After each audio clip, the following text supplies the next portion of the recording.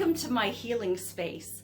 This is the beautiful room in which I create safe and sacred space for people to have healing experiences, be it to release fear, anxiety, grief, pain, to feel lighter, more peaceful, more calm. And this is the space where I come to meditate, to contemplate, to journal. Well, it's the space where I come when I can't be outdoors. And I actually thought about doing this presentation outdoors. I thought about how wonderful it would be to broadcast this message to you live from the trees. And then I thought, well, how on earth am I going to get these signs, which I see now in my phone, are backwards, and you're having a challenge in reading anyway. Acceptance, what is surrender. How am I going to tape those to leaves on a tree? Okay, let's be honest. When I said, how could I do this outdoors? You probably thought, yeah, like, oh my gosh, how could you do that outdoors? You started off with like no clothes on. That's crazy. You were naked. And what was going through your mind? Especially the spiritual leadership team. Tina, what are you doing? You can't do this. This is a unity broadcast. We're broadcasting across the world. Everyone can see this. Are you crazy? You can't do this. How much stress and anxiety was created by your thinking in those few moments? How much stress and anxiety is created by your thinking in each and every day? For really, it is our thinking that creates our stress, that creates our pain, that creates our difficulty. Our resistance to things being the way they are is what causes us this challenge in life. Truly, if you had simply observed, oh, wow, she has no clothes on as she put up the sign and went, well, okay, that's what is. She's got no clothes on while she's putting those signs up. And that's all there was to your thinking. Would there have been stress and anxiety and gasp? It may be an extreme way to make a point, and sometimes we need extremes to really make a point. What we think, how we look at the world, determines how we experience the world. The title of my talk is What Is. And there is an author by the name of Byron Katie who wrote a book called Loving What Is. And in that book, Loving What Is, she reveals her work called The Work, 4 basic questions that you can ask yourself to examine what kind of stories are you telling yourself? What kind of pain and struggle are you creating in your world? And there is this beautiful quote that comes from one of her other books, A Mind at Home with Itself, how asking 4 questions can free your mind, open your heart, and turn your world around. She says, everything in the world is doing its job. The ceiling sits on the walls sit on the floor, the curtains are hanging in front of the windows. They're all doing their jobs. But when you tell yourself a story about how reality is supposed to look, you end up arguing with the ceiling or the wall, and it's hopeless. It's like trying to teach a cat to bark. The cat won't ever cooperate. No, you may tell it. You don't understand. You should bark. It would be so much better for you if you barked. Besides, I really need you to bark. As a matter of fact, I'm going to devote the rest of my life to teaching you how to bark.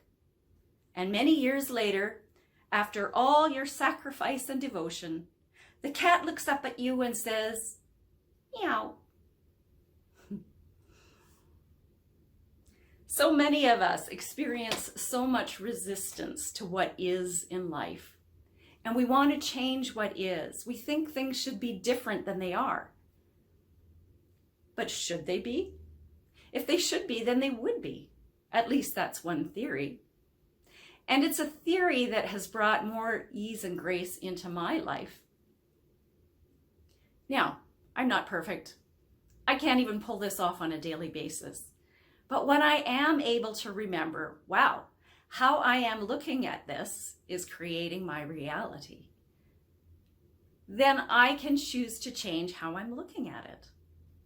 I can quit saying, that cat should bark, and just say, wow, that cat meows, that cat doesn't bark. You could look at that woman's naked back and go, whoa, she shouldn't be naked on screen like that. Or you can go, oh, that woman is naked on screen.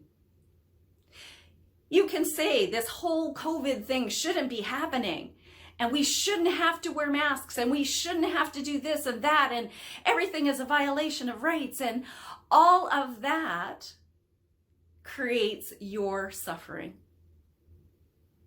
Shouldn't we be? Well, if we shouldn't be, then we wouldn't be. Maybe there's some grander lesson that comes from all of this.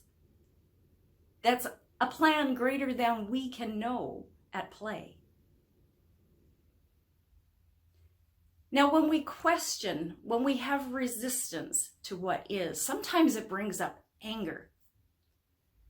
And anger isn't always a bad thing. Anger can be a motivating factor in taking action. Many, many wonderful things in the world have happened because somebody got angry about a situation and how that situation was. They believe that situation should be different than it is, and so they took action to try to make it different than it is. That's a good use of anger. I would invite you, though, to investigate the energy that's under that anger and how far do you let that anger go. Anger as an impetus, as an igniter to make something happen is fantastic. And letting that anger go is also fantastic. And maintaining the energy of the action steps that you put in place. Why do I say that? Well, what's really under anger? It's fear. Fear drives anger. We get afraid that something will be different, or that something will affect us in a way that really changes our life, or whatever the fear is. And that fear, our reaction to that fear can be to get angry. And that anger can either make us complain and belch and go on and on and on about how things are and take no action. Or that anger, as I said, can spur us on to take action. I use this example a lot. The woman whose daughter was killed by a drunk driver. She got really angry and said, this isn't right, this shouldn't be. There should not be drunk drivers on the road who can take your children away from you. And in her anger, she was compelled to create Mothers Against Drunk Driving, not-for-profit organization that offers training about the dangers of drinking and driving. I believe they used to do programs in schools to educate kids that it's not cool to drink and drive. Something wonderful came out of her anger. And as a matter of fact, it took losing her daughter to that drunk driver for her to get angry enough to take that action. So you can say it was horrible and she should never have lost her child. But if she hadn't lost her child, MAD wouldn't exist. And there wouldn't be this big effect of so many people being educated about the dangers of drinking and driving. Drinking and driving has dropped in North America. There's not as much incidence of that. Did MAD have something to do with that? Perhaps. So, as I say, anger can be a wonderful impetus, an igniter for a fire to make change happen. But how long do you carry that anger? How long are you willing to hold on to the fear that's fueling that anger? As we've said so many times in Unity, at Unity of Calgary, in Unity worldwide, there are two conditions: love and the opposite of love, or the absence of love, which is fear. So at some point, do you take your resistance and anger to what is and let it drop away and become love? Can you continue to take the action steps that were inspired by that anger and take them from the energy of love? For I believe it is love that is going to change the world. And I think everyone who ever attends a Unity service or talk or reads a Unity publication knows that love is the answer. There is only love. There is only love. Love that heals. Love that sets us free. There is only love. There is only love. There is only love. Love that heals. Love that sets us free. There is only love. There is only love or the absence of love. And when love is absent, we get into that place of fear. And when we're fearful, we're resisting. We're pushing back against what is. We're not falling into that place of acceptance. And we're coming into a place of denial, not in the positive term, as we talk about using denials to make change in our life at Unity. Denial in that I deny the power of that to affect me. Not I deny that that is happening. Yet denial is exactly that for many people. Denying that that is the situation. I'll look at my own life. More than 7 years ago, I went to the doctor and I had my blood glucose levels checked, and they said, wow, your levels are sitting at 7. That makes you diabetic. I am not diabetic. Don't call me diabetic. I'm not diabetic. There's something not working right in my system and I can fix it and it'll get better. And so they sent me off to the diabetes clinics, taught me diabetic training, how to eat properly, watch the carbs, do the wonderful diabetic plate where half your plate is vegetables, 1/4 of your plate is protein, and the other 1/4 is carbs. And that's all you should be eating. Every time you eat, some vegetables. This helps to keep everything balanced. They tell you to eat a lot of protein, but not just animal protein, plant protein. Nuts and seeds, and I did all of that, and I was doing well for a while, and then stress levels came into my life. And the more you get stressed, the more you get mentally and emotionally stressed, the more stress there is on the physical body, and that shows up in chronic symptoms like diabetes, like cardiac conditions. Stress can create stroke, heart attack, high blood pressure, a stomach upset, ulcers, all sorts of conditions. And all of that comes from denying what is and not being in a place of acceptance. Recently, I went for retesting and they said, well, your blood sugar levels are going up. What are you doing? And I said, well, I'm watching it with diet. And he said, well, what about taking some medication? Well, I took medication for 5 years and I didn't think it was doing anything, so I stopped taking it.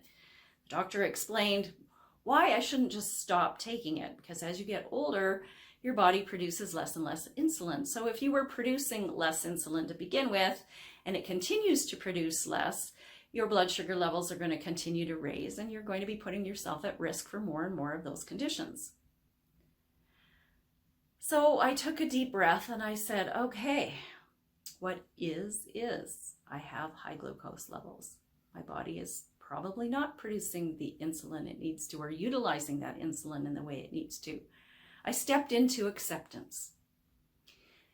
And once I could accept that, then I could start to make change, but not from a place of fear and anger like I was doing before, but from a place of love, from a place of surrender, surrendering to what is. And from that place, I was able to take some action. I voluntarily began to take insulin as a way of helping my body cope.